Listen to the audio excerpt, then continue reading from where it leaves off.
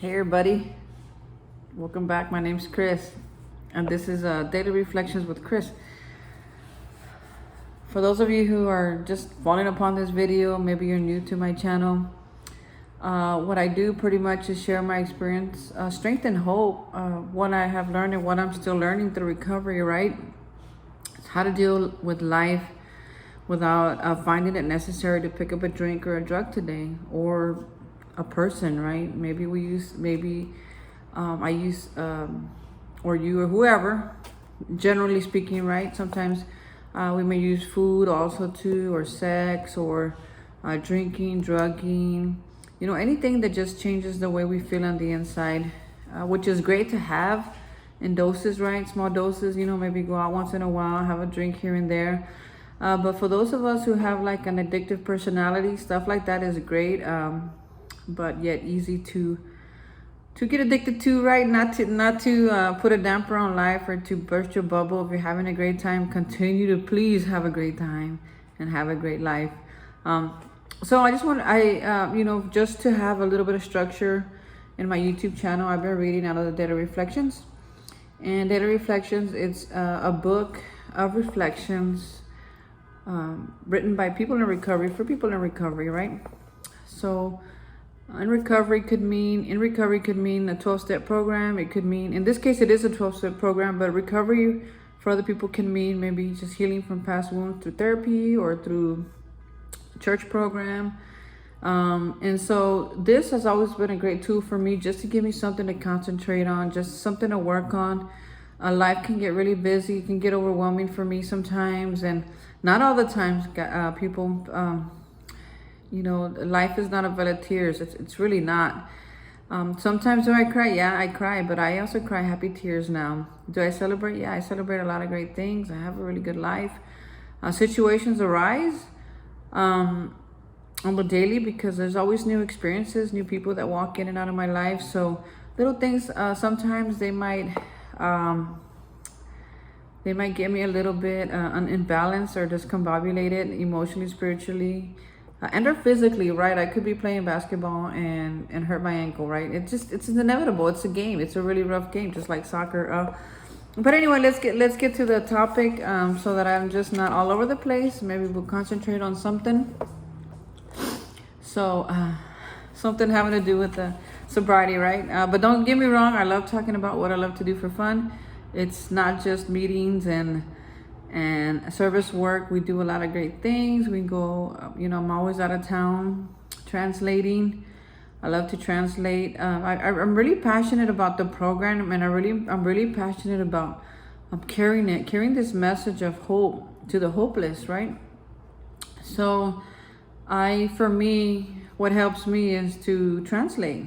I love to translate. So I translate it from the English version to the Spanish version.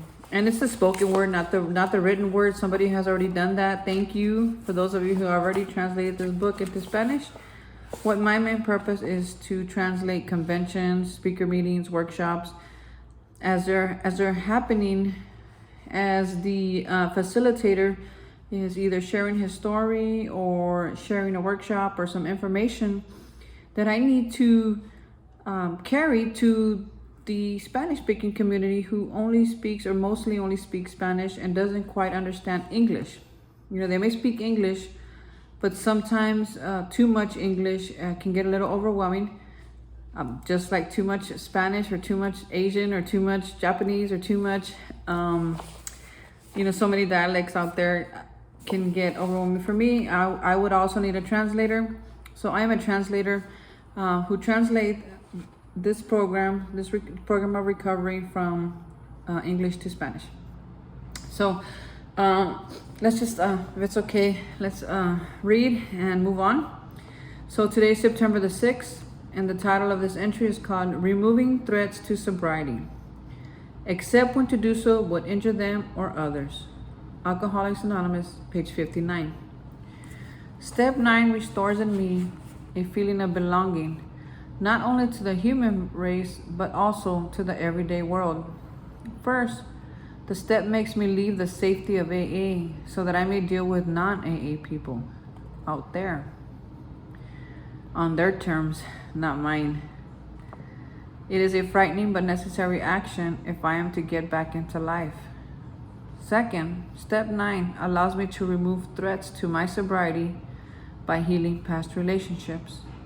Step 9 points the way to a more serene sobriety by letting me clear away past wreckage, lest it bring me down.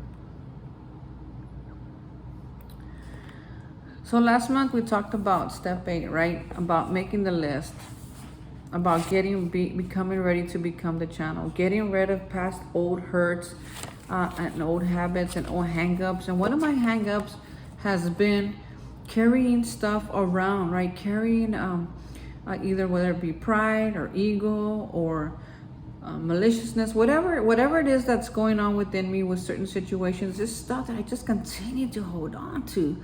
And step 9 is not just about asking others for forgiveness. It's also about forgiving ourselves, right? So if say I hurt you, and I'm gonna ask you for the forgiveness and be willing to do whatever it takes to make it right, I have found that it's also necessary to forgive myself. Sometimes it's necessary to forgive myself first. If I can, go to my higher power, who I choose to call God, and say, God, I messed up. I shouldn't have done that. I shouldn't have said that. Maybe I should have handled it different. Forgive me. I pray that they forgive me. And please help me to forgive myself. And that's my prayer, because what I've realized through recovery is that nobody beats me down. Nobody brings me down like my thoughts or my actions towards myself. Real early in recovery, they used to tell me, step away from the bat. Step away from the bat. And I didn't know what they meant. And what they meant is that I would get this bat, this imaginary bat, right? That I would clobber other people with. Oh, you're not good enough. You're too good. You shouldn't have said that. Why did you do that? I'm never going to forgive you. I hate you. Get out of my life. I used to get that same bat and do it on myself. Chris, I hate you. Why did you do that? You do it again. You're never going to learn. You're so stupid. I used to do the same thing to myself, because my disease rests in my mind. It's in there. It tells me, it's a double-edged sword. It tells me, man, you're badass, man. Dude, you're like, ooh, you can have anything you want. But as soon as I take enough courage, go out there, take a big leap of faith. And if I fail, right? Because I don't always fail. I mean, I've done this before, and I haven't always failed, folks. I have been pretty successful at some of these things, right? But when I fail, it tells me, why did you do that? You're so, excuse me. Sorry about that. If I fail, or when I fail, and they're not big fails, they're failures that I needed to have so that I could learn, right? To be, what did I mess up? What can I do different to succeed next time, right? So when I would fail, my own old self mind, old way of thinking would be like, Chris, you're so dumb. Why do you do stuff? You should have listened. You should have talked to, like little things, and it would make me feel so horrible, right? So that's what this reading is talking about. Is step 9 helps me clear the records of the past. It helps me heal from the inside out, so that next time I fail, or when I fail, or when I say the wrong thing or do the wrong thing, that I can offer myself just more forgiveness, right? Enough forgiveness for me to get past it and be like, okay, I messed up. I used to do this often. I haven't done it in a while. It feels weird. It feels strange. I don't like the way it feels. As a matter of fact, I don't want to do it anymore. I forgive myself. And now I'm going to go ask the other person for forgiveness, or make amends to them, right? Without injuring them or others. That's very important. What we read yesterday was the first part of step 9. It says, make direct amends to to such people wherever possible. That's the people on the list. Whenever it's possible, I'm going to make amends, right? But there's a second part to step 9. It says, except when to do so would injure them or others, right? I'm not going to go in there and be like, hey, I'm sorry I did that, but I wouldn't have done it if you wouldn't have done this. I wouldn't have said that if you wouldn't have said this. No. I can't do that. Or I can't be like, hey, I wouldn't have slept with your best friend if you wouldn't have slept with blah, blah, blah. That's, now I'm injuring the best friend. Now I'm injuring her. And now I'm injuring the other person, right? So I don't want to do that. The big book is clear that timing, prudence, and you know, the hand of God is very necessary when I'm making an amends. And it's by no mistake that this is the topic today, because I am going exactly through that at my workplace.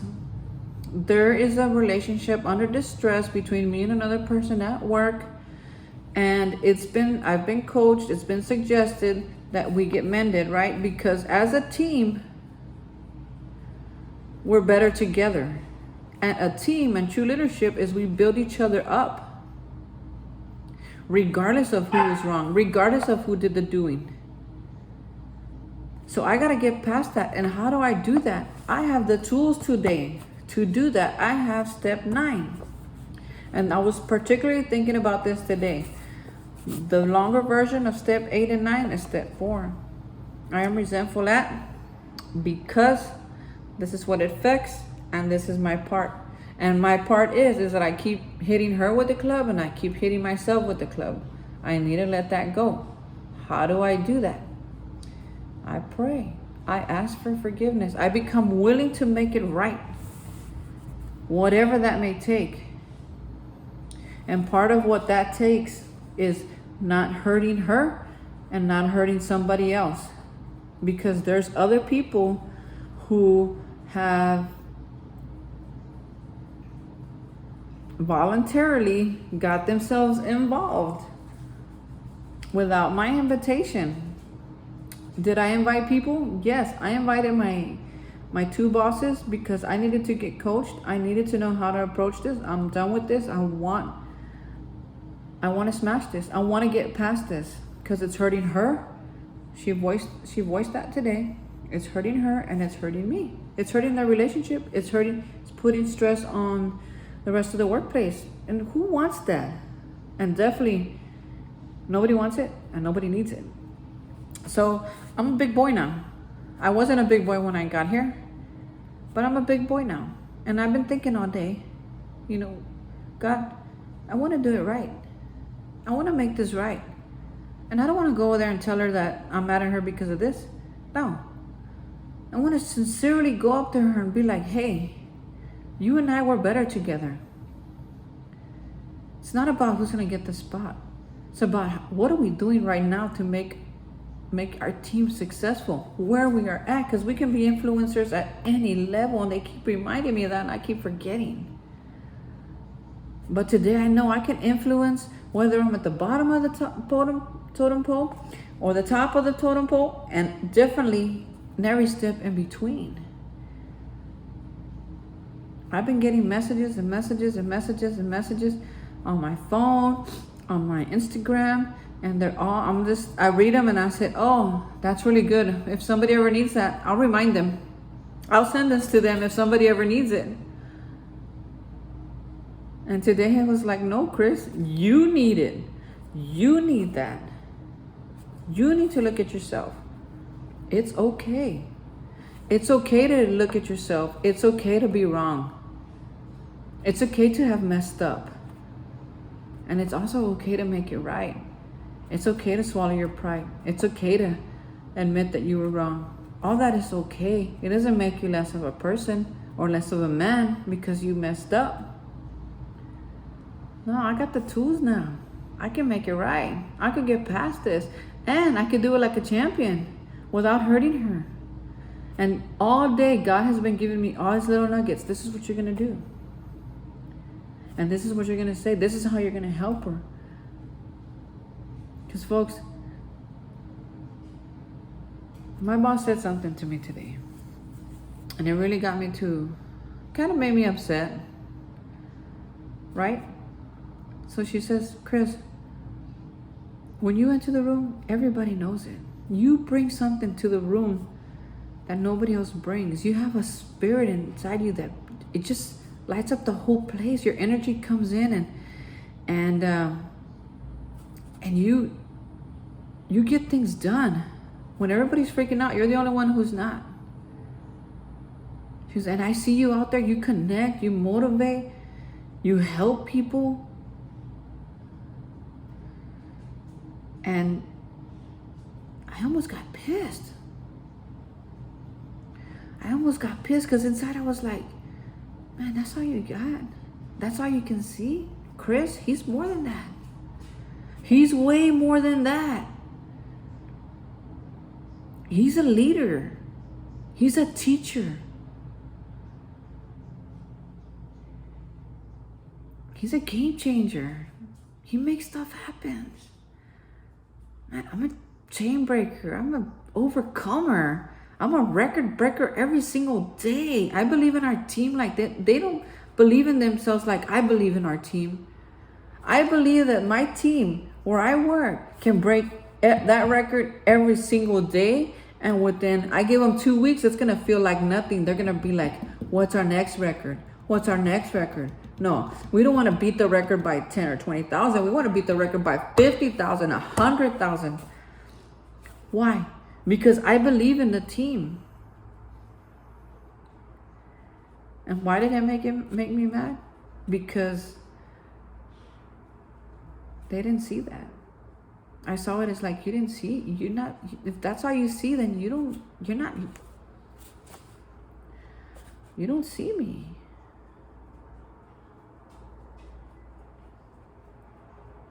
But you know what? I'll take it. I'll take it because they're right. When I enter the room, something does happen. It's not because I'm God.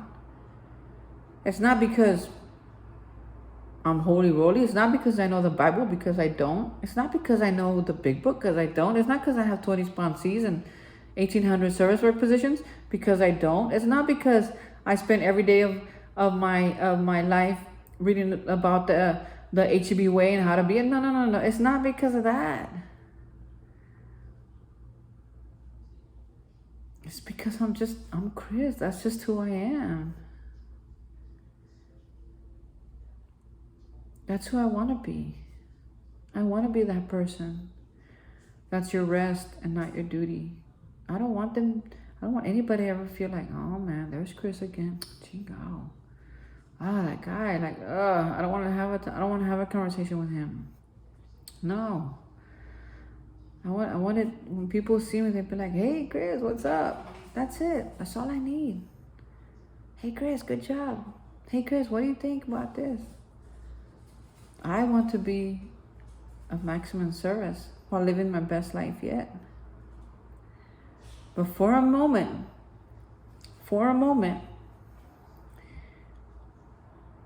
I put my value in dollar signs. I said, man, if you really, in my head, if you really think I'm all that, then why don't I get the promotion? Why don't I get paid more? Why are you paying me? Why am I settling for what you give me for everything that I do? That is also Chris. And that's the stuff that I gotta work on, because that's the stuff that keeps me in conflict with my coworkers, that keeps me in conflict with people also going for the same position. But folks, I've been here before. And what is coming to my mind right now as I'm talking, as I'm sharing with you this information, which, I mean, I didn't plan on sharing this with you, but I did, is that there's enough positions in the world. There's enough leaders out there who are just thinking about the dollar sign. There's enough leaders, there's enough people in positions they shouldn't be in. There's enough people up there not doing a darn thing for their company. I could be one of them. Or I have the opportunity to just be Chris, wherever that I am. Because folks, I have to be reminded consistently that I am a new person. I have tools that work. I have a God that loves me. I have a spirit that's freaking diehard, man. It's just like, it's loyal. It's loyal. It's just loyalty is something I've always wanted that I felt like I never had, especially in drinking and drugging and my addiction. I was never loyal to anybody. As long as you were feeding me the drug, I was your ride or die. As soon as you didn't, see ya. I gotta go to my next one. I gotta get my next. And if I had to lie to both of y'all and turn y'all enemies, that's what I would do. I mean, I was like a horrible person, just really, really living a life that was very risky, very dangerous. Like I could have got killed out there. So many things could have happened to me, right? But only by the grace of God that they didn't. And I've been reminded of that. And I'm so grateful that I'm not where I want to be, because I'm working towards where I want to be. But where I am right now, it's like so much better than where I used to be. Folks, man, I cannot, this program works. If you don't believe me, if you don't think it works, work it. Do all the 12 steps. Every single one of them, 1 through 12. Everything they tell you to do it. Even when you don't want to do it. Even when you don't think you have enough strength to do it. And if this program doesn't work, then you can get back on here. And you could get on my YouTube and you could comment and you tell me this stuff does not work. I was gonna cuss, but I don't know. I just didn't want to. This does not work. Tell me like that. Tell me it doesn't work. And if it does work, all I ask is that you carry that message to the people who don't know. Believe it or not, there are people out there who don't know about this program. There are people out there who don't know there's hope. There's people out there don't know their love. There's people out there that don't know that people are thinking about them and want the best for them. There's people out there that they have no clue that the spiritual life is a good life.